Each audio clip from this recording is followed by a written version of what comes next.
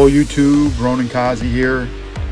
Destiny 2 video, gameplay with fellow YouTubers, Ultimate Shield 340, and Sloth Moods. We're doing Battlegrounds. We've done 2 previous Battlegrounds. The things we're going to change today, Tuesday. Recorded last night on Monday, so we're trying to get 3 in. The first one I just ate the whole time because I don't know what the problem was, but we're doing this. This is the 3rd of 3 that we're doing to get better gear. I'm the lowest geared person in our group here, and we're going down, and I think we're in the EDZ, the European Defense Zone, and we're doing the Battlegrounds down there. So I've seen this fight a couple times now, so I'm not going to run the whole way. I know to get on my motorcycle or whatever it's called. And even though I don't know how to do it, there I go, there I am, and I'm going into it. I think I've mentioned to you before playing with Sloth Mood and Ultimate. It's great fun. It's interesting. Ultimate has really bounded ahead, and some things I don't know if he knows more than Sloth or anything, but he's in different areas that Sloth doesn't focus on. Sloth still knows a lot about how the game is, knows the little secrets. I've mentioned to everyone, if you want an interesting and fun gameplay on the Xbox, please search out Sloth Moods. And if you're on PlayStation, please search out Ultimate Shield. I'm using my stasis bow as I have decided I really love it, and I'm getting better with it, and it's kind of my main go-to. I also have a glaive that's void, and I'm running the strand skills. The title of this video, there was an old song by Roxy music called The Strand, and that's kind of the first parts of the lyric to the song, so that's an homage to Roxy music. That was a band that I was introduced to when I was in high school. I think it's the first time I ever had warm beer. I live in the Detroit area, and we went across to Windsor where we could drink legally, and I had a warm Guinness. And to me, it was the best thing ever, but you know, when you're first time you're doing stuff, it's great. Anyways, you don't want to hear about my sordid drinking tales of drinking warm Guinness in Canada.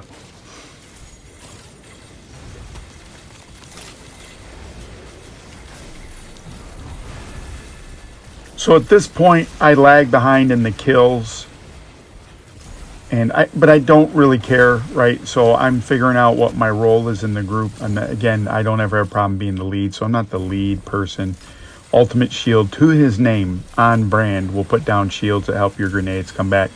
This is my melee build. So the thing is, I'm a little bit disappointed in the melee capabilities of Strand. They throw out 3 little things. And also, I think I've mentioned before, when I use my sword, it kind of shuts those. So I don't know if my melee skill is more powerful. If it is, because of how I'm spec'd, then that's great. Sloth's down over here. He has a skill where he suspends people. So instead of grabbing him, I'm horrible. I should have grabbed him immediately, but I get him up here. Then I go back to this guy. This is pretty straightforward. We get through here pretty easy. In the first go round, I was wretched. I died a lot. This is scaled more. These guys, I think Sloth is 1817 or 1820. And there's my ultimate, which is pretty nice. And ultimate's like 1789 or something. So they're both, I'm about 1770 at this point. So I'm under geared in this part, and I can kind of tell. I don't think I'd kill anymore because it's still me behind all this, but I enjoy playing with them. I would count them as friends for sure right now. We had a couple good talks. There's some more content we want to give you. Don't know how to, I know how to do it, but it's getting everyone able to do it. So, and I go down the first of many times, or not the first, the once of many. We played it. The one we played in between all of this, it was horrific. I hadn't done it, or if I've done it, I did that mission a long time ago, but on Battlegrounds a little bit harder. So I sucked. There I'm going to do my little strand skill, which I kind of like. It helps me. I wish I could do that and Rift, but those two skills are exclusive. One is avoids travel skill, and that's not really a travel skill, but I treat it as a travel skill. All right, so we're going down to the next section. What we've identified now in this point, I'm not supposed to go to the right. I don't have as many problems with the jumping puzzles because I'm still going to have problems, but I've become better at it. Which is kind of proof for you, dear YouTube listener and watcher, that you too can get better by doing things more. I also want to point out a person that is on the, it's a person I got as a friend and a commenter on the division side of the house. Their name is Grin _ A-A or A dash. Geez, okay. Sorry. Take over. And I died. Grin _ A-I-D. They make videos, and I watched one of their videos where they soloed. They were trying to solo Capitol Hill, and it didn't go that great. But I said, hey, why don't you try District Union? And they went through there. They had a demolitionist build, and it went really good. And the problem is that person was he or she was so overpowered that they just literally, the chungas would never come out from hiding. So she cleared out the whole first section, and then they cut the video off because this guy's supposed to be tough. He came in our neighborhood, said, I want your shoes, and that's what he gets for taking shoes. Por nada. So they cut the video off, but it was a really great run in that first section. I'm going to die here because I don't know why. I follow Sloth exactly, but maybe I'm in front of him, so I'm going to die because I don't know. Then I get launched at the beginning, so horrific. Maybe I'm not cured of all my senseless dying. So it's a good video to check out if you want to see someone taking the first part of District Union with a skill build, demolitionist, and they had the skills where when they cancel the one skill, then the other ones comes up faster. So it was a really great build. It was a flawless execution of that build, I thought. And really, in one of those kind of builds, you don't really have time to shoot because you got to constantly be managing your skills. And that's what I told you about some builds. That person could do it, so I would say do it. I would love to have them in a group because they could handle their business. What I've decided on my supercharge, I'm going to do a lot more. So hopefully I'm going to do it here now. Maybe I'm going to do it up here if I'm smart. And as you know, if you follow this content at all, I'm not that smart, so I didn't do it. Destiny's becoming more and more familiar. I understand a little bit more. I like doing the builds. The one reason I'm Strand is there's a thing where you get fragments, which give you this other thing, blah, blah, blah. But ultimately, I can up my build 10% or plus 10 on every attribute that I care about with this Strand build. So I'm kind of liking it. I got to figure out how to do that on the other stuff. There's also another damage type called Stasis. I got to buy the thing to do the thing and do the thing. So I'm going to try to unlock that. I like Strand. I like the melee when I can do it. I mainly got to do the melee when I have a fast melee recharge. That's what that means for me. And so I should have already fired off my melee. So sometimes I get confused whether I should do. I don't get confused. I just not sure what I should do. Let me rephrase it. It's not that I'm not sure. Maybe I forget about it. I'm so happy with doing what I want, which is dying countless times. Maybe I should just play better. Anyways, so this part is where you fight the boss. It's the one thing where you go through stages and eventually wear them down. The problem with this mode is the time to get up takes a little bit longer.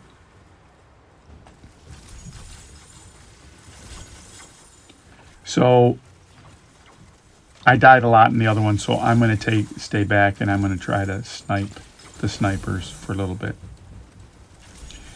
So I want to talk to you about another thing. It's about your potential.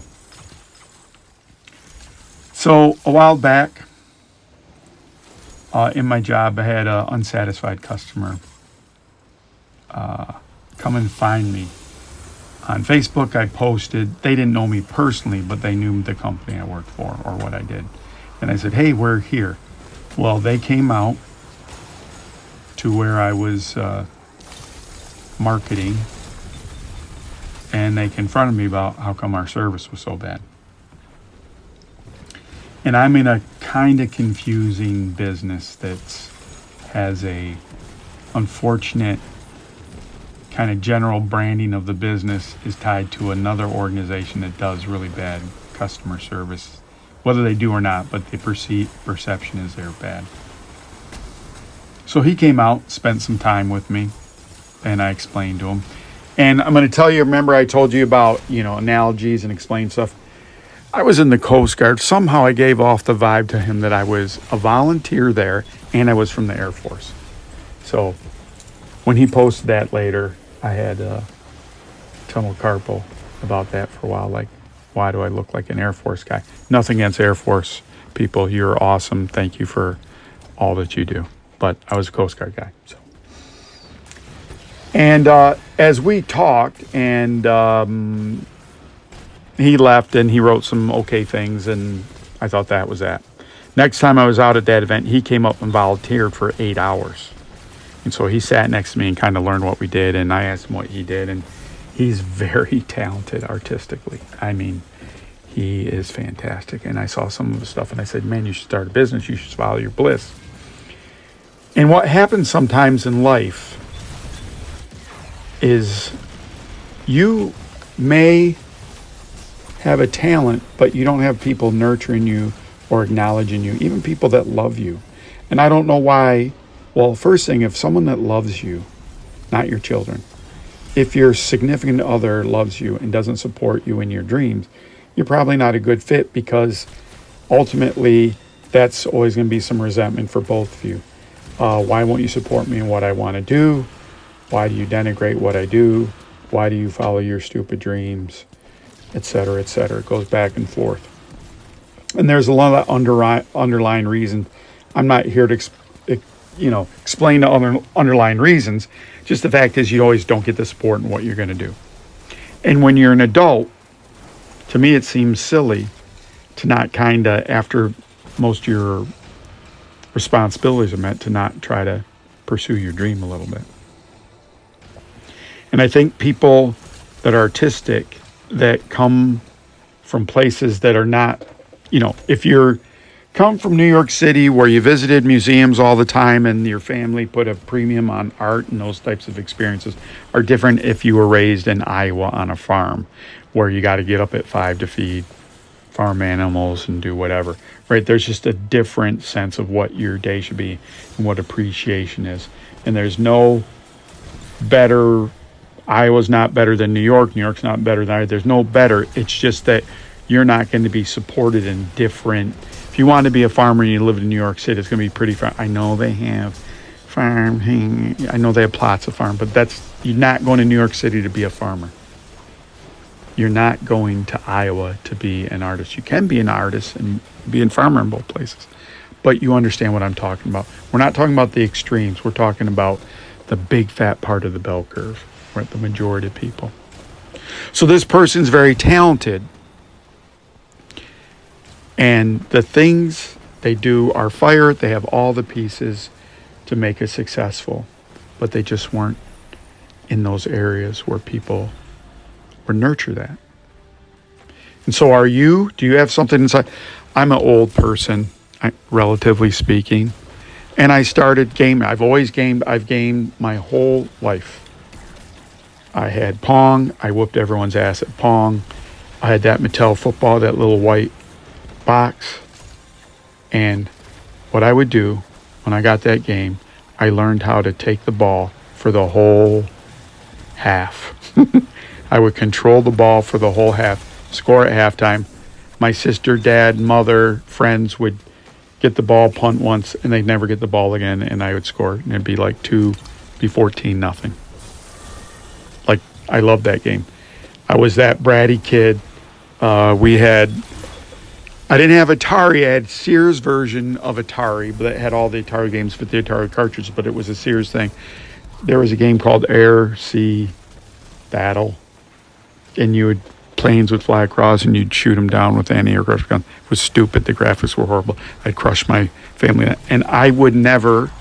I was such a bratty kid. I was the youngest of all them, so I was a baby. So I just crushed them. And I lived, my parents were divorced, so when I lived with my mom for the majority of the week, I'd kill my sisters and her till they no longer played with me. And then I'd play with friends with varying degrees of results. And then when I'd go out on the weekend with my dad, I would crush him till he no longer played. Because I didn't figure out that you had to make it sporting. I was just maximum, I'm just going to crush everyone. So I've been playing games for forever. So what's in between then? So there's like DOS games and that comes out. And of course you have Doom and those kind of things. And Bard's Tale was a game that I loved. And I would play that all the time. And then I'd get the cheat codes where I could make my crew good. And, I did all that kind of stuff. And on and on and on through all the stuff. Didn't have ColecoVision, all that stuff. Just had Atari. Eventually got into computers and played all the games from there. One point there was I'd get a basic book and you could type in programs over. Towers of Hammurabi was a game where how many moves would it take you to move the pieces over the large piece on the bottom, and you had to move them across without putting whatever. So there's all those kind of, and you'd program that, you'd type that in. It's probably why I'm not a programmer, because I had to type all that in. So always have been gaming. PCs.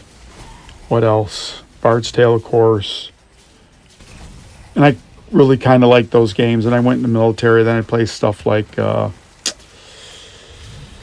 redid the game. They were aliens, and I forget what it was called, but I would play that game. It was an isometric game, and I would play that when I was in the Coast Guard. And, I was always just trying to get a computer that... Roxy. A computer that could play those games, blah, blah, blah. So I've been gaming that whole time, interested in that. Played LHX, which was a chopper simulation. I loved that game. There was a game called SEAL Team that was great. Little guys. It was fantastic. So I had all these games. Star Command. Anyways, it's not reminiscing, but the point is, I played all those games. I'm a gamer, but now I'm near the end of my life, and now I'm putting these games on YouTube and talking to you about the games and talking to you about this other stuff on YouTube. And it's something I wanted to do, and I always put it in the back. If I would have started it 3 years earlier, who knows where I'd be, but I didn't, so I'm here where I am now, and I'm enjoying it, and I'm enjoying the people that watch it. And so what I'm telling you is, don't wait in your life to do artistic things or things that people don't think you can do. Go do it. I can't dunk a basketball. There was a point when I was the best shape of my life. Of course, I could grab the rim. I could grab the rim maybe on that first knuckle of your hand. I could grab it right there. But I couldn't dunk on 10 foot. I probably, with all the stuff they do today, I probably could have got, the extra 3 or 4 inches to maybe dunk a basketball, maybe reverse style or whatever. But I was good at basketball. When I went to college, I just started shooting outside. It was really kind of with 3 points. Were a little bit different. It wasn't as a unique thing. But in high school, I just dribble penetrated, and I was 5'10", 5'11", and they made me a center, which didn't make any sense. But I jumped a lot. And so the coach, I grew up in Detroit, and I moved to a suburb with my dad when I was, 14, 15, and I didn't play any of the seasons. My senior year, I went out for basketball. So I sat on the bench quite a bit, and I was a center. So that, it was, horrible. The worst player got to come in before me. Coach didn't like me. I didn't put in the time, whatever. But you should just do that. Why am I saying all that? There's some things you're not going to be able to do. And there's some things that you say, I want to be the president. You probably don't want to compromise all your morals and everything to be that, because to get the support of all these people that are going to support you and all the favors you're going to ask, you may not end up wanting to do that because it's a lot of compromises. And I'm not saying that people that take elected offices are always compromising. Thing is, they get a lot of tough choices. If they think they can make a difference, then they need to stay elected to make a difference. So then they got to do compromises. They got to help people out, blah, blah, blah. We've now migrated in this part. So it starts off in the back. You kill the stuff up on the sides, and then you move forward. Eventually, you'll kill the lieutenants. If they drop a thing, you throw those things and hit the boss, and then you move forward. We're at the point where we can move forward. You can see the stasis that I'm putting out, the frozen blocks, and then we can then shoot those frozen blocks to kill the boss. This is normally the point where I say thank you for subscribing, resubscribing, liking, sharing, commenting. Really appreciate it. I probably would do these in a vacuum, but it makes me feel good that some people watch it and some of this stuff. I appreciate the people in Destiny that don't crush me for not knowing what I'm doing, that maybe watch the videos. Hopefully there's some enjoyment for you as well. So this person that has this artistic skill, I'm trying to help them on the business side. I don't mind making them a web page. I, point these things out to them, what they should be doing, how they can grow their business, how they should market it. And they're like, but can I pay, or can I? For what he does, it'd take him an hour, and I could get a product of his in an hour, and it'd be great. And for me to do a webpage for him, it would take an hour. It'd be 80% done with all this stuff. I understand the visuals. I understand. It'd be easy make it easy for him to maintain it. So why am I doing that? Because this is another human being that has a lot of talent. That if someone supports him a little bit, they will be able to go to the next step. Maybe they will see that in someone else. Maybe they'll pay that forward. And so when you can help support, it's so little to encourage and support. It costs so little for you to do that, to genuinely do it. Cost your time. And you don't have to give it all the time.